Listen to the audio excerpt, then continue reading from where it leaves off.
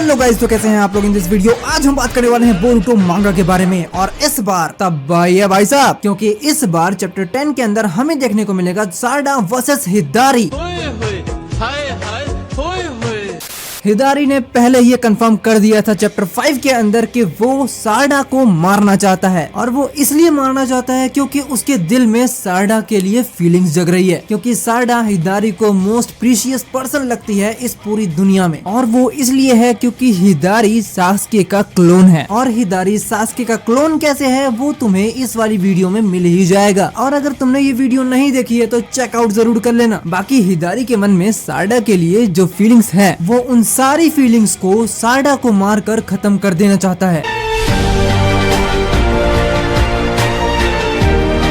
जिससे उसके पास कोई भी फीलिंग न रह सके। क्योंकि जो भी इनका मिशन है वो फीलिंग्स के साथ तो काम नहीं आने वाला है, क्योंकि इन्हें ईगो को खुश करना है। ये हमें चैप्टर 4 के अंदर बताया गया था। बोरुटो 2 ब्लू वर्टेक्स के चैप्टर 4 के अंदर जब 10 टेल्स इवॉल्व होता है कोड के क्लॉ ग्रीम से, और वो अपने आप को 4 पार्ट्स में डिवाइड करता है, जिसे हम शिंजू के नाम से जानते हैं। एंड उस टाइम पर जूरा ये बोलता है बोरुटो से कि हम शिंजू इस पूरे प्लेनेट को डिस्ट्रॉय कर देंगे। एंड इस टाइम पर जूरा बोलता है कि हमारे पास ईगो है और उसे हमें इवॉल्व करना है, जो ये इनका प्लान है। बट ये एक्चुअल में क्या है, एक्चुअल में ईगो क्या है, ये अभी तक मेंशन भी नहीं हुआ है ढंग से। बस उन्हें ईगो को इवॉल्व करना है। देखो, ये तो रही अभी पुरानी बात है, क्योंकि अभी सिर्फ और सिर्फ एक पेज का स्पॉइलर आया है, और ये एक पेज का स्पॉइलर ही धमाल मचा के रख देता है। क्योंकि हमने चैप्टर 9 के अंदर देखा था जूरा एंड हिदारी दोनों के दोनों विलेज के अंदर आ जाते हैं, एंड वो 9 टेल बीस्ट को पकड़ने की कोशिश करते हैं। यस बेबी, 9 टेल बीस्ट दोबारा से इवॉल्व हो चुका है, क्योंकि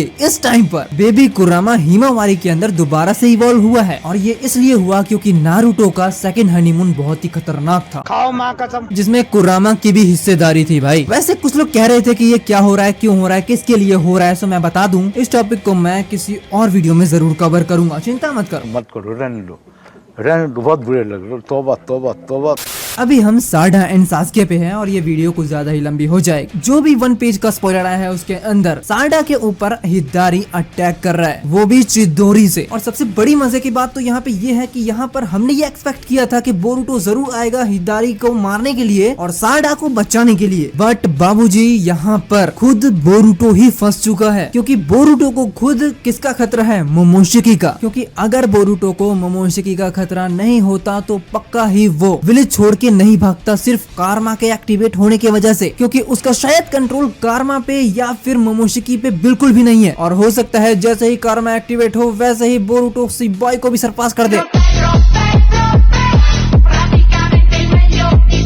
वैसे ऐसा होगा नहीं, क्योंकि वो बंदा अलग लेवल चीज है, और अभी बोरुटो सिर्फ और सिर्फ कारमा ही एक्टिवेट कर पाया है। भले वो चैप्टर 9 तक सबसे पावरफुल एंटिटी रहा है, फिर भी वो सारडा को बचाने के लिए नहीं आ सकता है। वैसे देखा जाए तो जूरा ने अपना तो काम कर लिया, लेकिन अब काम हो रहा है हिदारी का। हिदारी सारडा पर अटैक कर रहा है, और जहाँ तक मुझे लगता है सारडा मरेगी तो नहीं, लेकिन हाँ बहुत बुरी तरह से जख्मी हो सकती है, क्योंकि उसका लेवल हिदारी वाला नहीं है। और मैं इसलिए कह रहा हूँ क्योंकि चैप्टर 4 के अंदर बोरुटो एंड हिदारी का रासेंगन एंड चिदोरी क्लैश हुआ था, और वो क्लैश कितना खतरनाक था तुम्हें याद ही होगा, जिसने बोरुटो को भी सरप्राइज किया था। और वहाँ बोरुटो घिरने के कारण लड़ नहीं पाया था। बट यहाँ पर सारडा शायद फंस चुकी है, और मैं शायद इसलिए कह रहा हूँ क्योंकि हो सकता है यहाँ पर हमें सारडा की मांगेक्यू शारिंगन का एक इफेक्ट देखने को मिले, और उसकी मांगेक्यू शारिंगन की एक्चुअल पावर पता लगे सुजानो को छोड़ के, क्योंकि हर एक मांगेक्यू शारिंगन में एक अपनी एबिलिटी होती है। बट ब्रो, यहाँ पर जो फैमिली वाइज जो पावर चलती आ रही है, यानी कि अमातेरासु, जो सारडा की फैमिली में फैमिली वाइज ये अटैक चलता आ रहा है। जस्ट लाइक इताची उचिहा के पास भी अमातेरासु ही थी, सास्के उचिहा के पास भी अमातेरासु ही थी, तो क्या सारडा के पास भी अमातेरासु ही होगी? इसकी गारंटी मैं नहीं दे सकता।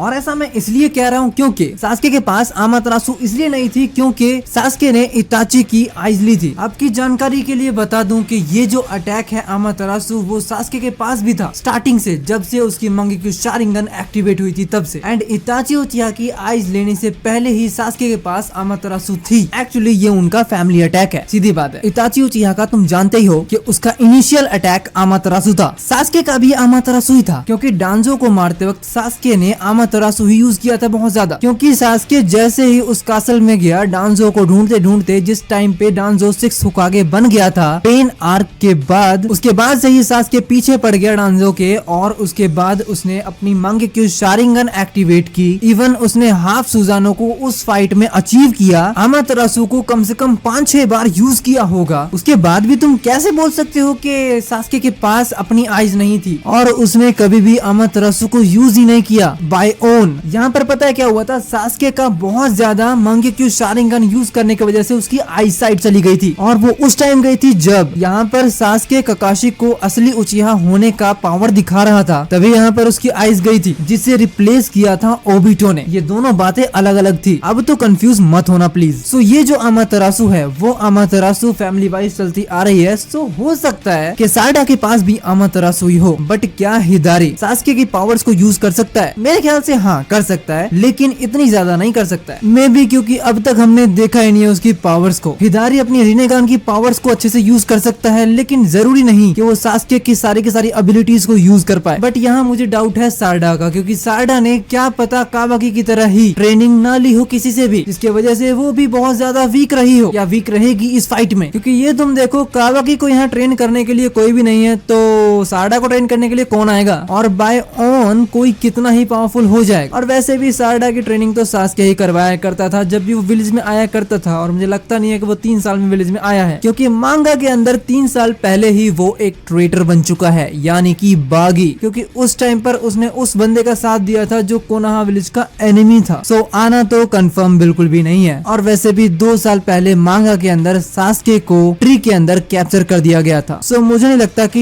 हिदारी के सामने साडा ज्यादा देर टिक पाएगी, अगर साडा कोई न्यू एबिलिटी नहीं लाती है तब तक। बाकी तुम्हें क्या लगता है नेक्स्ट मांगा में क्या होने वाला है? प्लीज मुझे कमेंट्स में लिख के जरूर बता देना। इस चैनल को सब्सक्राइब करो, बेल आइकन जरूर दबा देना। Thank you for watching guys. मिलते हैं नेक्स्ट वीडियो में, और नेक्स्ट वीडियो भी फेस कैम वाली नहीं होगी, चिंता मत करना।